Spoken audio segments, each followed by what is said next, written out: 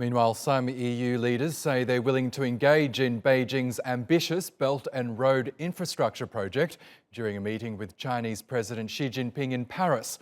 That's if China opens up its protected domestic market to the region's businesses, as Europe seeks a fairer, more balanced trade relationship with the world's second largest economy.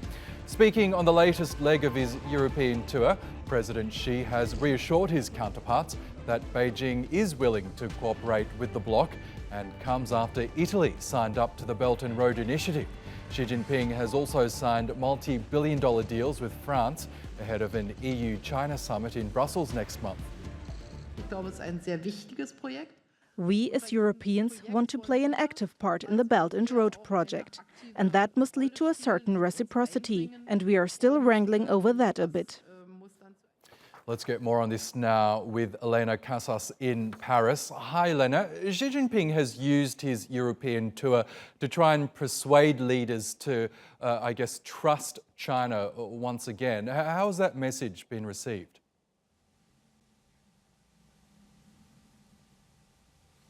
Yes, so we have to move forward with our cooperation and leave our suspicions behind, he said at the press conference after those talks this morning.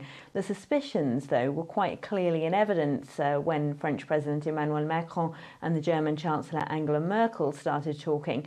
As you were saying there, they have a lot of concerns around reciprocity, particularly. They are prepared to, for example, block Chinese companies' access to public procurement contracts in Europe if European firms don't get the same access in China.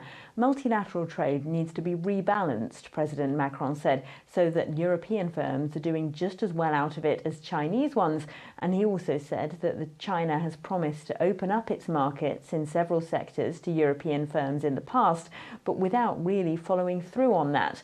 So what we can see here, what we saw this morning, is France and Germany in particular really changing their attitude a little bit towards Chinese business. Until recently, most European countries were so keen to encourage Chinese investment that they put their doubts aside. But France and Germany in particular in recent months have been pushing back in a few ways. They have, for example, shown they're willing to block takeovers of technology companies in Europe. They've expressed worries about European companies being forced to transfer technology to Chinese subsidiaries, and they've expressed worries about Chinese subsidies skewering the market in certain sectors.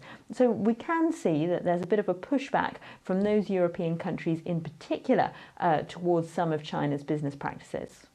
Earlier on Xi Jinping's tour, Italy became the first Western European nation to sign up to Beijing's ambitious Belt and Road Initiative, and that's despite some scepticism from the US and members of the EU. How was that move received?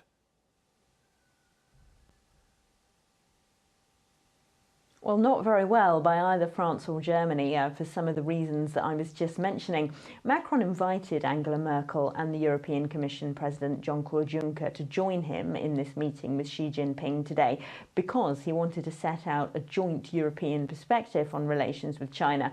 The problem, though, is that there isn't really a joint European view on this, as we can see with Italy signing up to join the Belt and Road project at the weekend.